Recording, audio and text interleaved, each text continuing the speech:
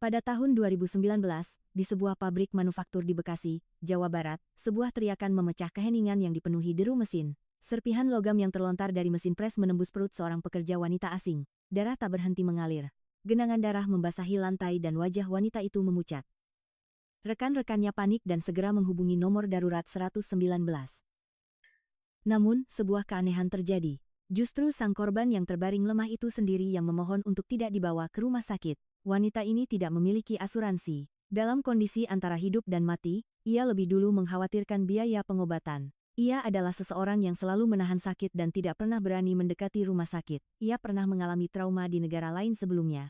Ketika ia pingsan karena demam tinggi, pertanyaan pertama yang ia dengar adalah, "Punya asuransi? Bayar dulu." Oleh karena itu, ia telah menyerah pada tempat yang bernama rumah sakit. Namun hari itu, ia tetap dilarikan ke unit gawat darurat di Indonesia. Sambil kehilangan kesadaran, ia pasrah. Inilah akhirnya. Pertanyaan-pertanyaan itu akan dimulai lagi. Punya asuransi, bisa bayar, tunjukkan KTP. Ia sudah menduga hal itu akan terjadi. Namun, apa yang terjadi di unit gawat darurat Indonesia benar-benar berbeda dari dunia yang ia kenal. Apa yang sebenarnya telah terjadi? Darah tak kunjung berhenti. Cairan merah kehitaman terus merembes dari bawah pakaian kerjanya, namun anehnya, saat itu saya merasa sangat tenang. Aku bisa benar-benar mati seperti ini, pikirku. Namun ada pikiran lain yang muncul lebih dulu. Apa yang akan terjadi jika aku pergi ke rumah sakit? Saya tahu dari pengalaman bahwa pertanyaan akan datang sebelum pengobatan. Punya asuransi, bisa bayar, mana walimu? Sambil menahan darah yang terus mengalir dari perut, kekhawatiran biaya pengobatan muncul lebih dulu. Karena itulah rumah sakit yang saya kenal. Nama saya, Maria da Costa. Saya seorang wanita berusia 34 tahun dari Brasil. Saya pertama kali menginjakkan kaki di tanah Indonesia pada tahun 2016, jadi saat itu tepat tahun ketiga saya di sini. Saya masuk secara legal dengan visa kerja. Saya bekerja di sebuah pabrik manufaktur di Bekasi, Jawa Barat. Setiap menerima gaji, setengahnya saya kirimkan untuk keluarga di Brasil, dan sisanya saya tabung sedikit demi sedikit. Saya punya mimpi, suatu saat nanti kembali ke kampung halaman dan membuka toko kecil. Hidup memang berat, tetapi ada harapan. Masalahnya adalah asuransi. Di pabrik tempat saya bekerja pertama kali, pemilik usaha mendaftarkan saya ke dalam asuransi, tetapi setahun yang lalu saya pindah pabrik dan situasinya berubah. Di pabrik yang baru, mereka bilang tidak bisa mengurus asuransi. Mereka hanya berkata, "Nanti kami urus, tunggu sebentar." Tetapi waktu terus berlalu. Saya pun tidak terlalu memikirkannya karena saat itu saya tidak sedang sakit. Kalau sakit, tinggal beli obat di apotek saja. Tanpa asuransi pun pasti bisa bertahan. Begitu pikir saya dengan entengnya. Betapa bodohnya keputusan itu, baru saya sadari dengan pedih di kemudian hari. Karena itu, jika sakit, saya selalu menahannya. Entah itu flu, pinggang pegal, atau gigi yang berdenyut, saya tidak pernah berani mendekati rumah sakit. Karena tidak punya asuransi, saya takut dengan biayanya. Dulu, saya pernah mendapat pengalaman buruk saat pergi ke rumah sakit di negara lain. Demam saya hampir mencapai 40 derajat Celcius dan saya dilarikan ke UGD, tetapi bahkan sebelum bertemu dokter, petugas di meja pendaftaran langsung bertanya, "Punya asuransi? Punya kartu kredit? Harus bayar deposit dulu." Padahal saya sudah hampir pingsan karena demam yang sangat tinggi. Akhirnya, setelah berdebat panjang soal dokumen dan uang, saya keluar tanpa mendapatkan pengobatan yang layak. Sejak saat itu, bagi saya rumah sakit bukanlah tempat yang menolong orang sakit, melainkan tempat yang hanya bisa dimasuki oleh orang-orang berduit. Hari itu adalah hari Selasa pagi yang biasa, tidak ada yang istimewa. Di sebuah pabrik manufaktur di kawasan industri Bekasi.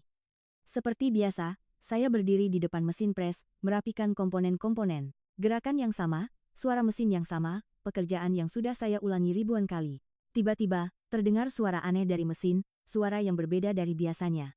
Suara decitan logam yang memekakkan telinga, dan saya menoleh untuk melihat apa yang terjadi. Tepat pada saat itu, serpihan logam yang terlontar dari mesin langsung menembus perut saya. Awalnya, saya bahkan tidak merasakan sakit. Hanya terasa seperti ada sesuatu yang panas menyentuh perut saya. Merasa aneh, saya menunduk dan melihat pakaian kerja saya sudah basah oleh warna merah. Seketika pikiran saya menjadi kosong. Ini darahku. Baru saat itulah saya menyadari situasinya. Kaki saya lemas dan saya terduduk di tempat. Rekan-rekan saya berteriak dan berlari menghampiri. Seseorang mengambil handuk dan menekan kuat-kuat area luka, sementara yang lain panik mengeluarkan telepon. Mereka hendak menelepon 119.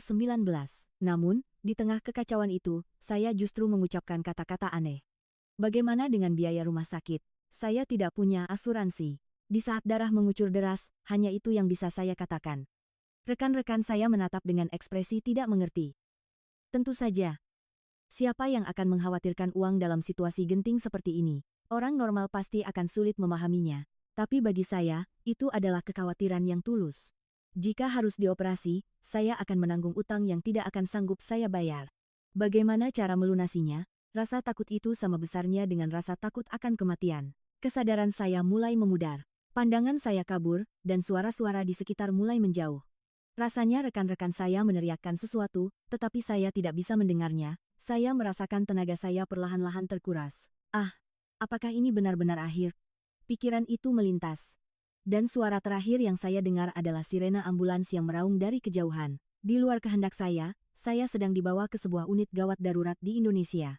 Ketika sadar, saya sudah berada di dalam ambulans. Cahaya lampu neon di langit-langit menyilaukan mata, dan suara-suara asing terdengar berbisik. Seseorang sedang memasangkan masker oksigen di wajah saya, dan orang lain menusukkan jarum ke lengan saya. Sepertinya mereka memasang infus. Secara naluriah, saya mencoba untuk mengelak. Di mana ini? Siapa orang-orang ini? Kenapa mereka membawaku? Rasa takut menyelimuti saya. Saat itu, seorang petugas medis memegang tangan saya erat-erat. Tenang, sebentar lagi kita sampai di rumah sakit. Itu adalah bahasa Indonesia, dan saya memahaminya. Saya sudah tinggal di sini selama 3 tahun. Namun, kata-kata itu bukannya menenangkan, malah membuat saya semakin takut. Kata rumah sakit bergema seperti alarm di kepala saya. Habislah sudah. Mereka akan bertanya punya asuransi atau tidak, akan menyuruhku bayar, dan pada akhirnya aku tidak akan mendapatkan pengobatan yang layak. Pikiran itu membuat saya menangis. Rasa sakit di perut kalah oleh rasa takut itu. Seperti yang sudah saya ceritakan, saya pernah punya pengalaman pahit dengan rumah sakit di negara lain. Karena itu, saya tidak punya kepercayaan sama sekali pada tempat yang bernama rumah sakit. Bukan tempat yang mendahulukan menyelamatkan orang sakit, melainkan tempat yang memilih orang yang bisa membayar terlebih dahulu. Itulah rumah sakit yang saya kenal. Tidak punya asuransi, ditolak di depan pintu. Tidak punya uang, dinomor duakan. Saya hidup dengan keyakinan bahwa itu adalah hal yang wajar. Apakah di Indonesia akan berbeda? Rumah sakit dimanapun pasti sama saja. Saya sudah pasrah. Ambulans berhenti. Pintu terbuka dan udara dingin menerpa. Dan saya, di atas belangkar, mulai digerakkan dengan cepat. Lampu-lampu neon di langit-langit berkelebat di atas saya. Sepertinya kami memasuki unit gawat darurat. Terdengar langkah-langkah kaki di mana-mana, dan seseorang berteriak dengan suara keras. Sepertinya istilah-istilah medis, saya tidak mengerti sama sekali. Suasananya begitu kacau, bising, dan menakutkan. Sebentar lagi mereka pasti akan bertanya. Punya asuransi? Bisa bayar? Siapa walimu? Saya berlatih dalam hati bagaimana harus menjawab. Namun, sebuah keanehan terjadi. Tidak ada seorang pun yang menanyakan apapun kepada saya. Mereka tidak bertanya apakah saya punya asuransi. Mereka tidak bertanya apakah saya bisa membayar. Tidak ada yang meminta saya menunjukkan KTP. Sebaliknya, beberapa tangan mulai bergerak serentak. Seseorang menekan kuat-kuat luka di perut saya dengan kain kasa untuk menghentikan pendarahan, seseorang yang lain mengencangkan kembali masker oksigen, dan yang lainnya dengan cepat menyambungkan selang infus. Mereka bergerak tanpa kata, cepat, dan akurat, seolah-olah mereka adalah satu mesin. Saya terlalu terkejut untuk berkata apa-apa. Apa yang sedang terjadi? Kenapa tidak ada yang bicara soal uang? Apakah mereka akan menagih semuanya nanti setelah pengobatan selesai? Berbagai kecurigaan muncul di benak saya. Namun, tangan-tangan mereka tidak berhenti. Mereka hanya fokus untuk menyelamatkan hidup saya. Gerakan mereka begitu cepat dan tepat sehingga saya tidak bisa berpikir jernih. Pada saat itu, saya merasakan emosi yang belum pernah saya rasakan sebelumnya. Bagi orang-orang ini, saya bukan orang asing. Saya bukan objek yang harus diperiksa punya uang atau tidak. Saya hanyalah seorang pasien yang pendarahannya harus dihentikan dan diselamatkan saat itu juga.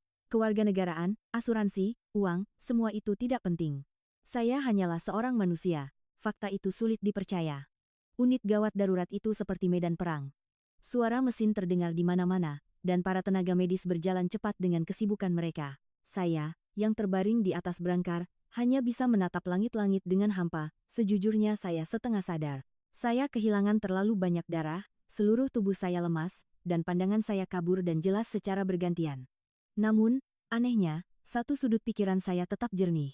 Saya terus mengamati bagaimana momen ini berlangsung, apa yang sedang dilakukan orang-orang ini. Sejujurnya, saya masih belum bisa santai. Saya pikir setelah pertolongan pertama selesai, pertanyaan-pertanyaan itu akan dimulai.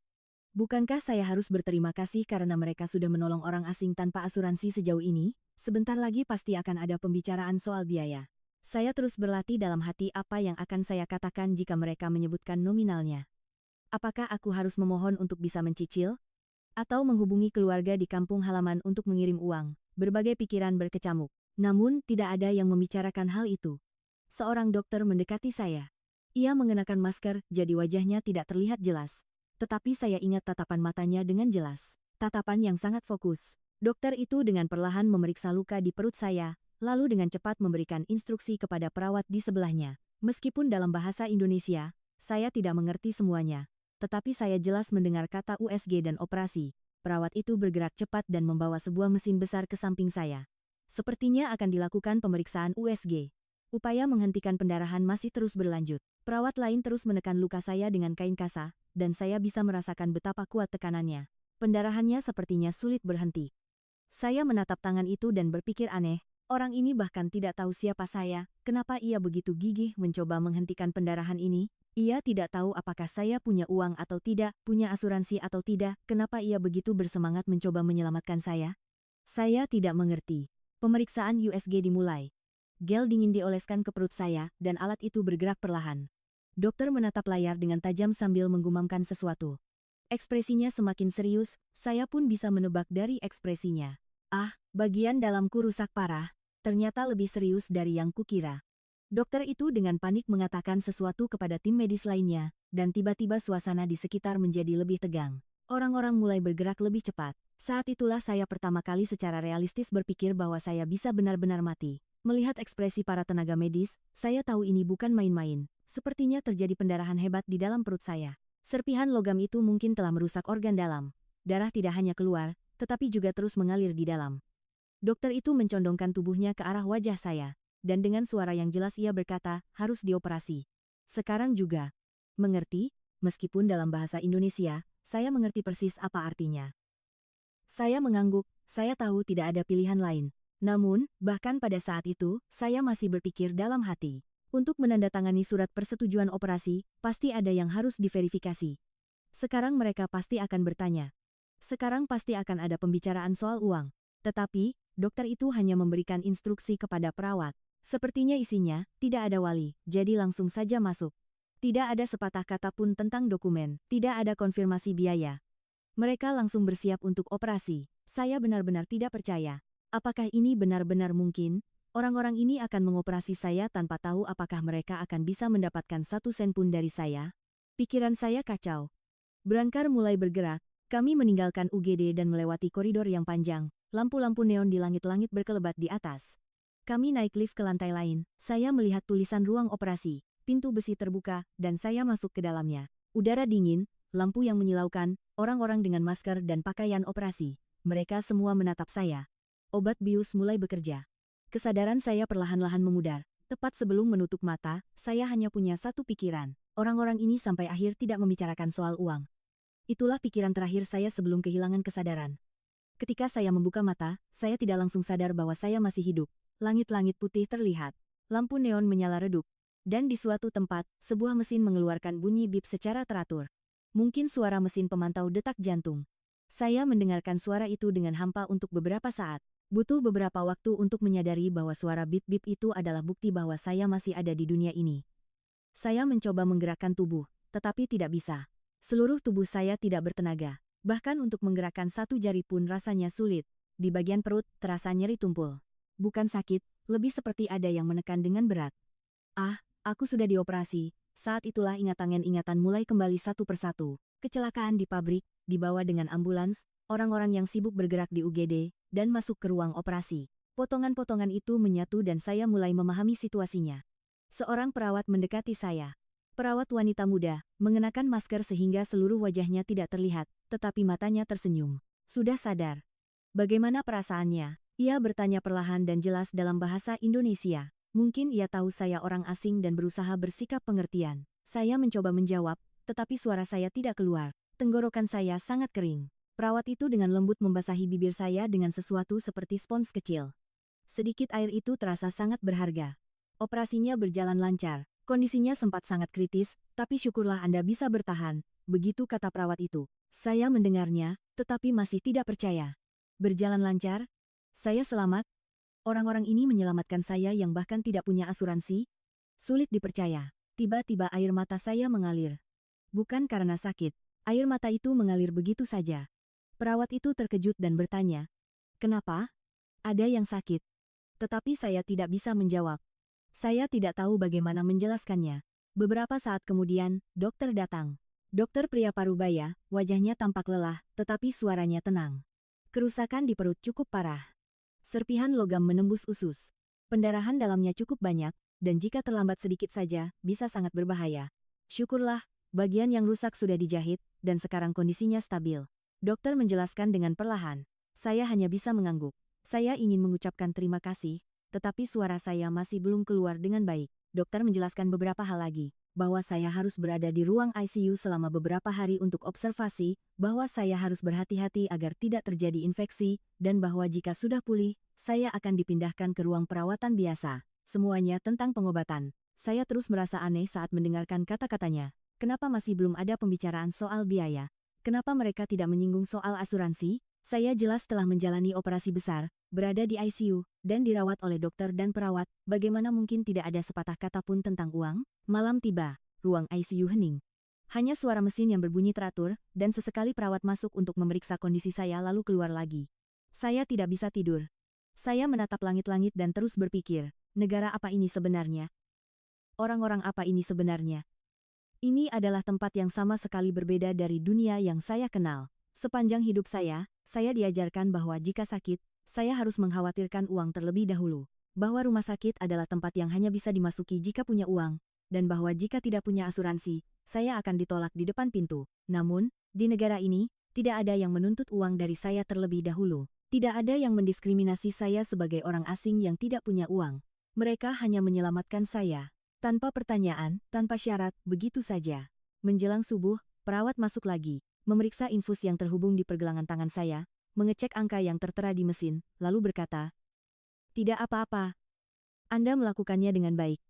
Dan pergi. Saya menatap punggungnya dan untuk pertama kalinya berpikir. Bagi orang-orang ini, aku hanyalah seorang pasien. Bukan orang asing, bukan orang tanpa asuransi, hanya seorang pasien yang sakit dan butuh pertolongan.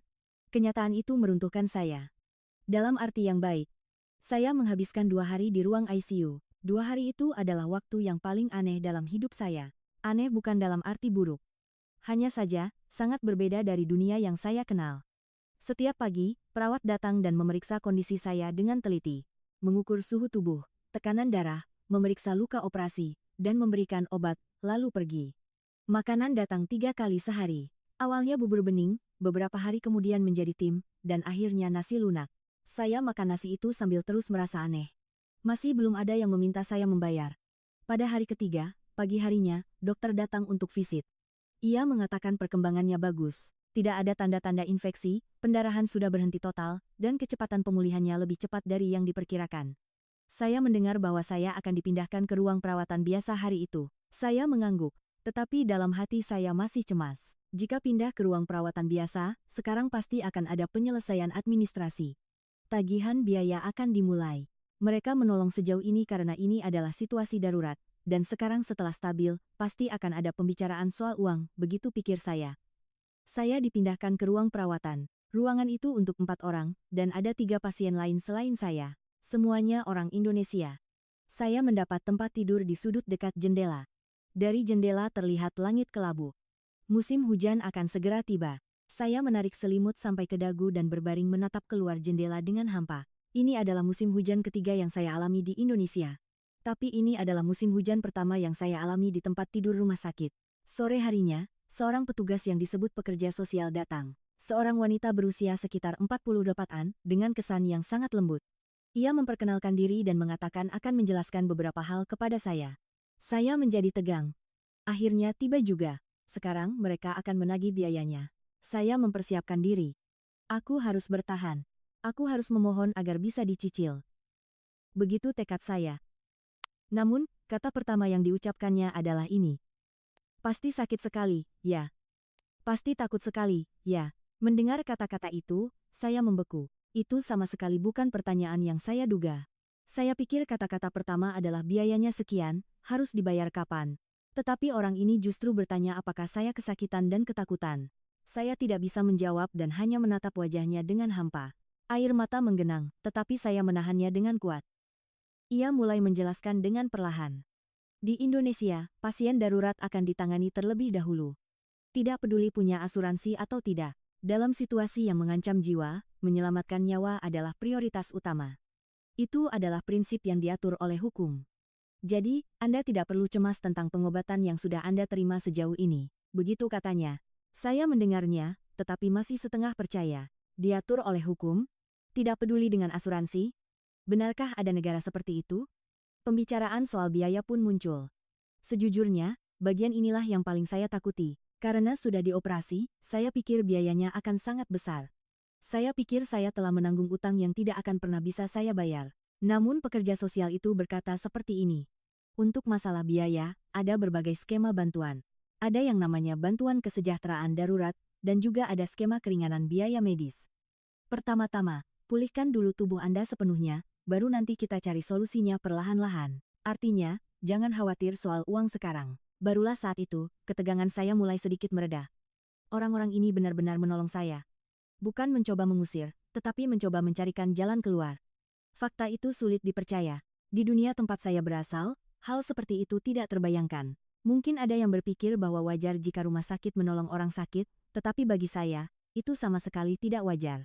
Bagi saya, rumah sakit selalu menjadi tempat yang sulit dijangkau, tempat yang tidak boleh dimasuki jika tidak punya uang, dan tempat yang justru akan menimbulkan masalah lebih besar jika salah masuk. Setelah pekerja sosial itu pergi, saya termenung untuk waktu yang lama. Di luar jendela, matahari mulai terbenam. Langit berubah dari oranye menjadi ungu, dari ungu menjadi biru tua. Saya menatap langit itu dan untuk pertama kalinya berpikir. Jadi, seperti inilah negara Indonesia. Negara yang menyelamatkan orang sakit terlebih dahulu, dan membicarakan uang belakangan. Tempat yang memperlakukan manusia sebagai manusia. Memikirkan itu, air mata saya tidak berhenti mengalir. Kali ini, saya tidak menahannya. Saya menangis sepuasnya, menangis tanpa suara untuk waktu yang lama. Seminggu di rumah sakit adalah waktu yang sangat aneh. Setiap pagi, perawat datang untuk memeriksa kondisi saya, mengukur suhu tubuh, tekanan darah, memeriksa luka operasi, dan memberikan obat. Makanan datang 3 kali sehari, dan perlahan-lahan dari bubur meningkat menjadi nasi.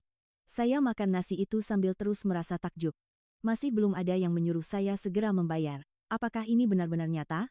Apakah aku sedang bermimpi? Kadang-kadang pikiran seperti itu muncul. Para pasien Indonesia di kamar yang sama mulai mengajak saya bicara pada hari keempat. Awalnya hanya saling senyum, tetapi setelah tahu saya orang asing, mereka sepertinya penasaran. Dari mana? Tanya seorang nenek. Brasil, jawab saya, dan nenek itu memiringkan kepalanya. Brasil itu di mana? Tanyanya lagi.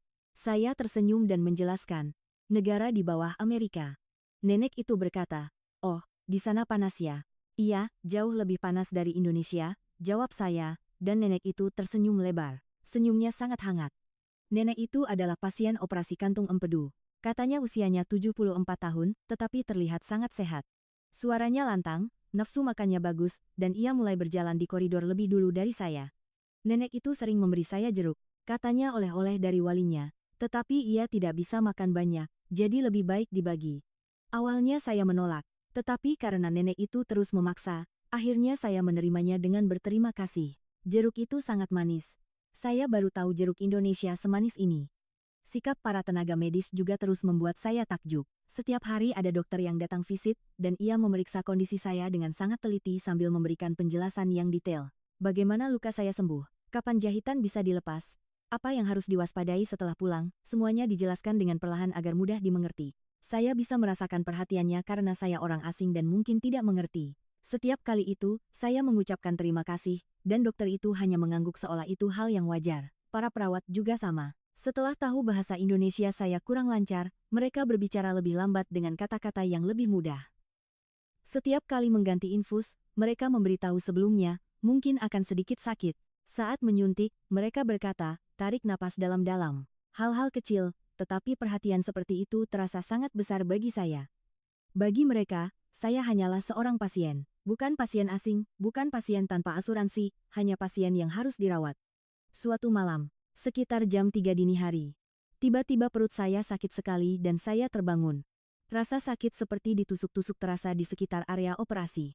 Apakah ada yang salah? Saya takut. Saya menekan tombol panggil perawat.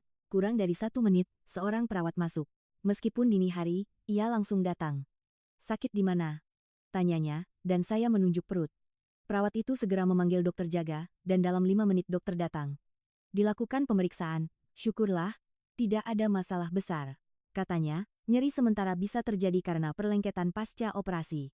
Diberikan obat pereda nyeri melalui suntikan, dan sekitar 1 jam kemudian, rasa sakitnya mereda. Saya mengalami proses itu dan kembali terkejut. Saya memanggil jam 3 pagi, dan mereka langsung datang. Datang tanpa menunjukkan rasa terganggu sedikit pun.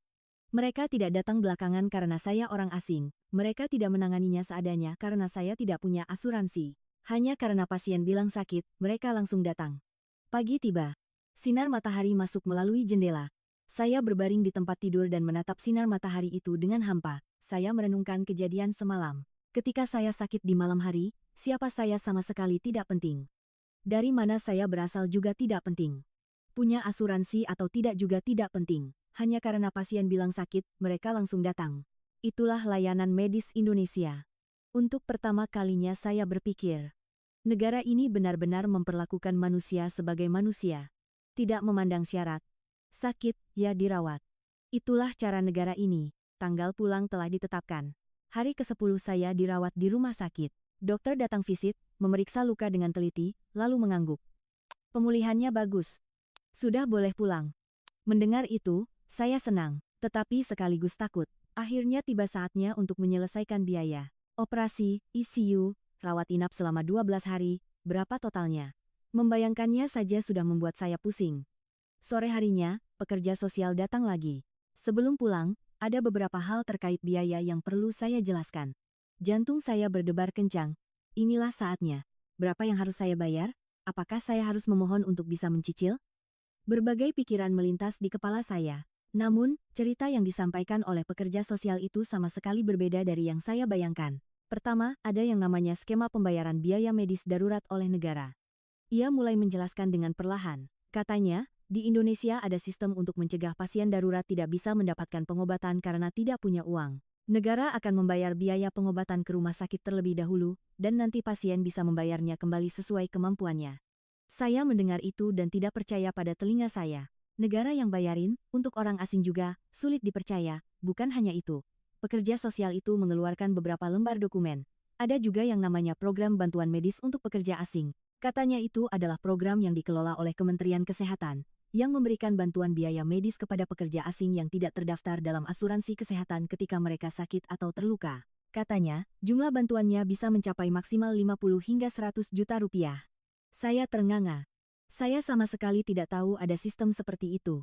Pekerja sosial itu memeriksa situasi saya satu persatu, bahwa saya tinggal secara legal dengan visa kerja, bahwa saya terluka karena kecelakaan kerja di pabrik, dan bahwa saat ini saya tidak terdaftar dalam asuransi kesehatan, semuanya memenuhi syarat untuk mendapatkan bantuan. Selain itu, katanya ada juga skema keringanan biaya medis yang dikelola oleh rumah sakit itu sendiri.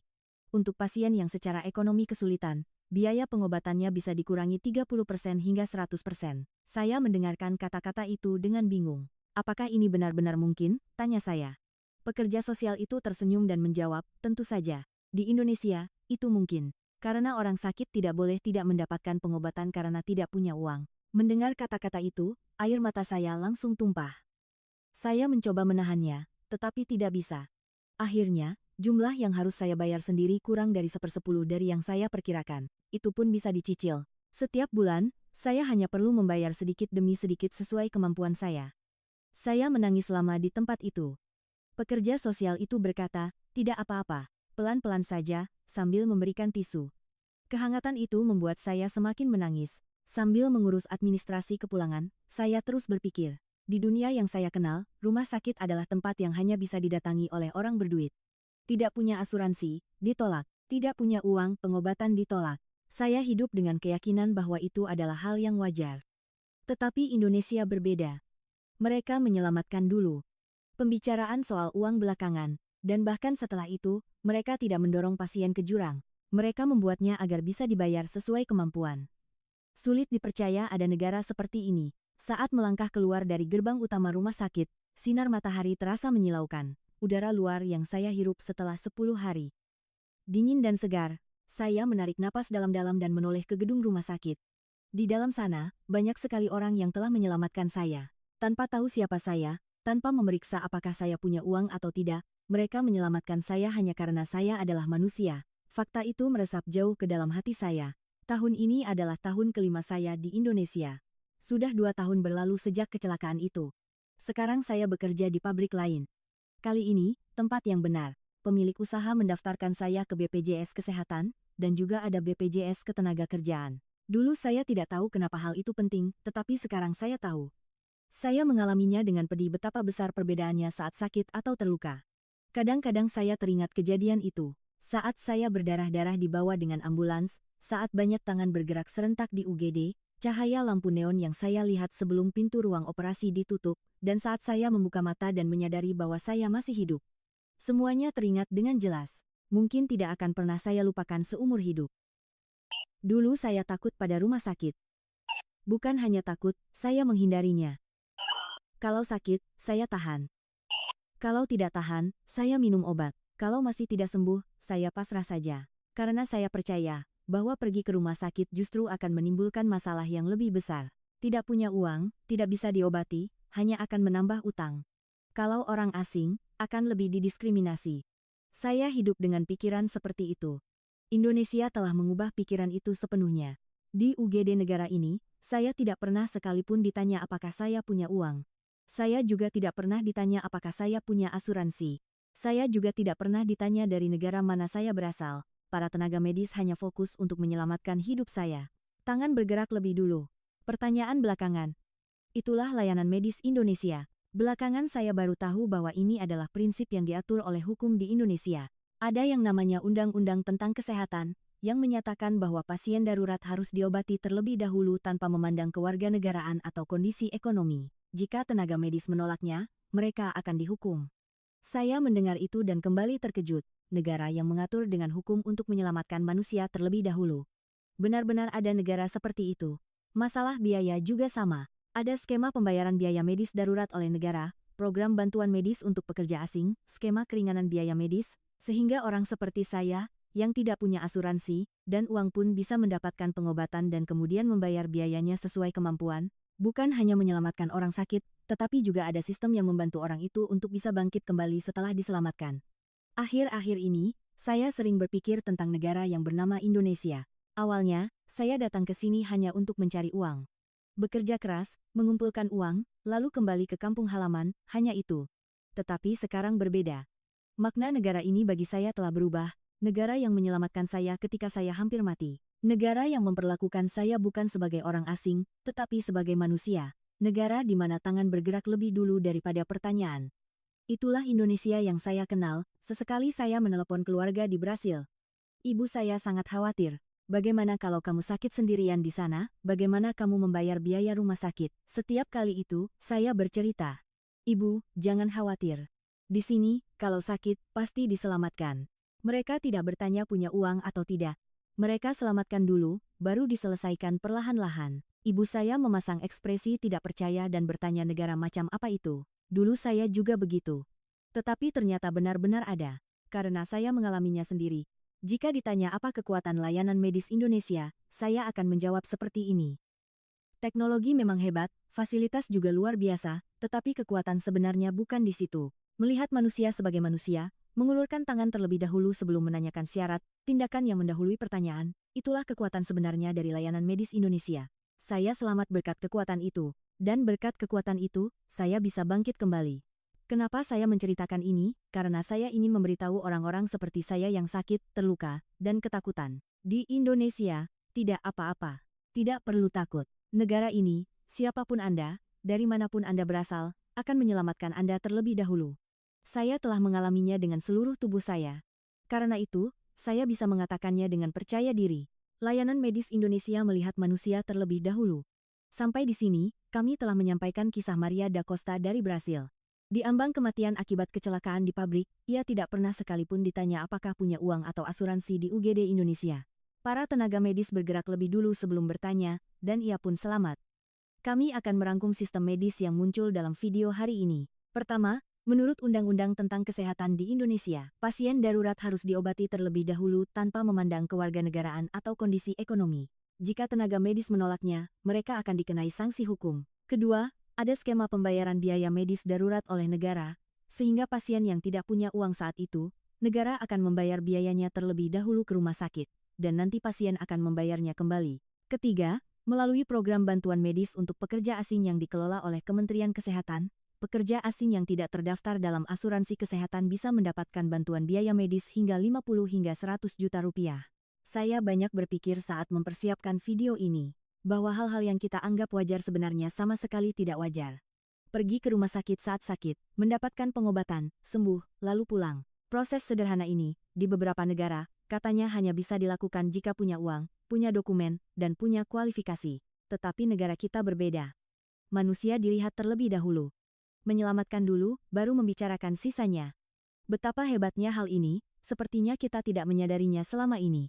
Semoga cerita hari ini bisa menjadi sedikit kebanggaan bagi Anda sekalian. Terima kasih telah menonton.